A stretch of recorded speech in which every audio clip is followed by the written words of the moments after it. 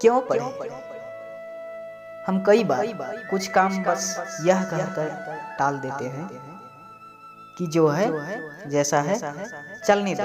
मतलब आसान भाषा में इसे बोला जाए तो हमारे पापा अभी काम कर रहे हैं, आराम से दिन व्यतीत हो रहा है,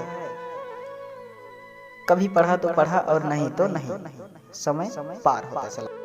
हम अपने आरामदेह जीवन में बाहर आकर पढ़ाई करने की, जीवन में कुछ बड़ा करने की सोच ही नहीं पाते हैं।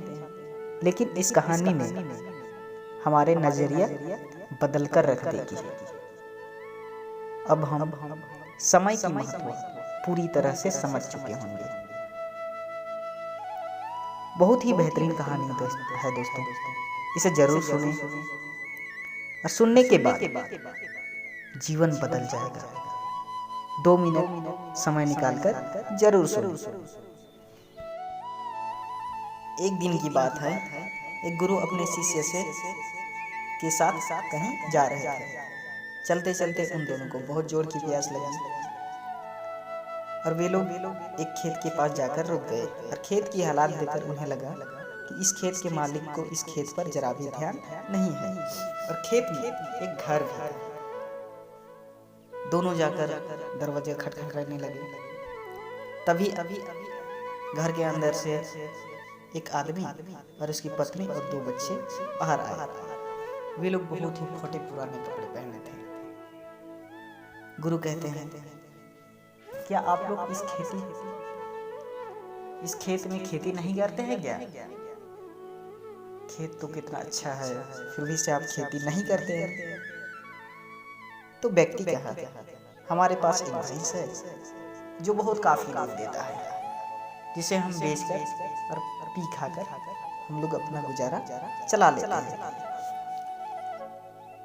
फिर गुरु कुछ देर बाद कहते हैं, क्या हम इस घर में एक रात के लिए रुक सकते हैं? व्यक्ति कहा, हाँ ठीक है। तभी पूरा आधी रात हुआ। उसके बाद में फिर गुरु उठा और अपने शिष्य से बोला, चलो हम अभी के अभी इस घर से निकल चले। और साथ ही साथ इस व्यक्ति की भैंस को पहाड़ से गिरा करके मार डालेंगे। तो शिष्य को तो बहुत ही आश्चर्य लगा, अरे यार ऐसा काम क्यों करेंगे?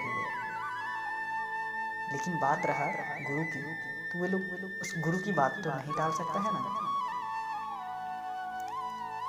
तभी वे लोग वैसा ही किया। 10 साल बाद जब वो व्यक्ति घर आया और सोचा कि क्यों ना हम लोग जो पाप किए हैं उसका प्रायश्चित किया जाए, उस व्यक्ति के पास जाकर उसकी सहायता करनी चाहिए।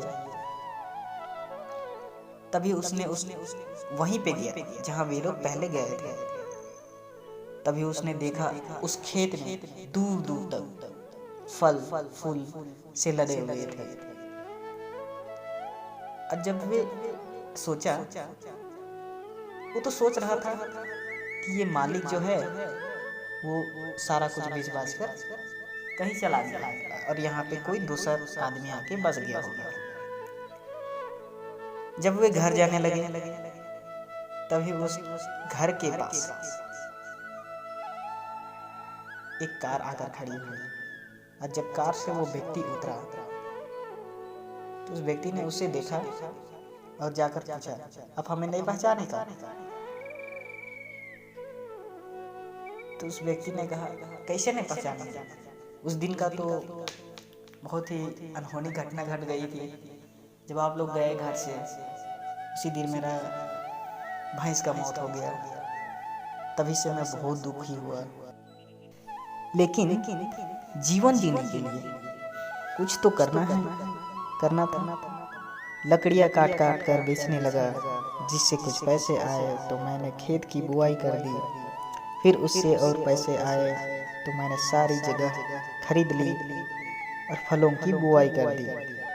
और आज मैं आसपास के इलाकों में फलों का सबसे बड़ा व्यापारी हूँ। अगर आप लोग उस दिन गए, वो दिन मेरा भैंस का मौत नहीं हुआ होता तो इतना सफल आदमी, इतना बड़ा आदमी आज मैं नहीं बन पाता। तो दोस्तों इस कहानी से हमें यह साफ पता चलता है कि जीवन में हर परेशानी आपके लिए एक मौका लेकर आती है। अगर अभी जीवन में परेशानी आई है तो यकीन मानो कि बहुत बड़ी सफलता की अपने साथ लेकर आई है।